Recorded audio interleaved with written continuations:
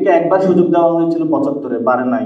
৯০-তেও সুযোগ দেওয়া হয়েছিল, পারে নাই। ২০০১ সালেও কিছু সুযোগ পেয়েছিল, পারে নাই। শেখ মুজিবের পাশে ছিল হলো সব চোর, খালেদা জিয়ার পাশে ছিল সব দুর্নীতি, সরকারি অফিসের টাকা চোরের লোকেরা। জায়গায় জায়গায় হরতাল, জায়গায় জায়গায় হলো রোড ব্লকের।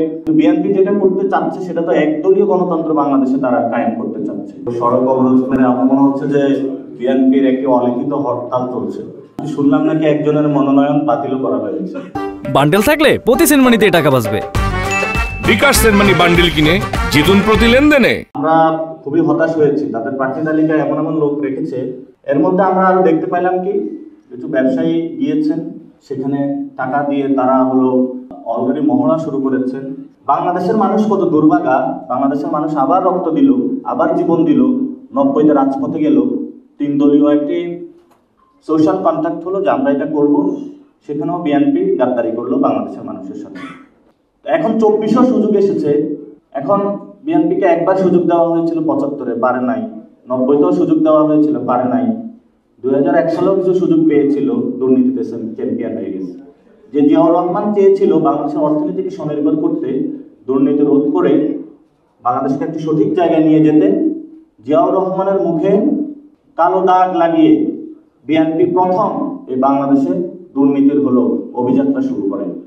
শেখ মুজিবের পাশে ছিল হলো সব চোর, কম্বল চোর, আর এই খালেদা জিয়ার পাশে ছিল সব দুর্নীতি, সরকারি অফিসের টাকা চোরের লোকেরা।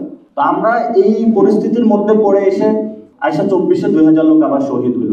হওয়ার পরে আমরা সবাই একসাথে ঐক্যবদ্ধ হলাম, সংস্কার কমিশন গঠন হলো যে বাংলাদেশে আমরা সংস্কার কার্যক্রম করতে চাই। ওনারা বললো যে বাংলাদেশে সংস্কার করা যাবে না, এবং সংস্কার কার্যক্রমকে ঠেকিয়ে দেওয়ার জন্য ওনাদের সবচেয়ে যে বিষয় সংবিধান জানে, যিনি সবচেয়ে বেশি সংস্কার চান মনে প্রাণে, তাকে পাঠাইলো সংস্কার বিরোধী কার্যক্রম করার জন্য সংস্কার কমিশন। এখন যখন সংস্কার বাস্তবায়নের পদ্ধতিতে আমরা মধ্যে সবাই ঐক্য জোটে আসা শুরু করলাম, তখন আবারই ওনারা মাঠে মনোনয়নের ফর্ম বিক্রি করা শুরু করলো। জায়গায় জায়গায় হরতাল, জায়গায় জায়গায় হলো রোড ব্লকের, এই জনের বাড়ি ভাঙচুর করতেছে, ওই জনের বাড়ি ভাঙচুর করতেছে।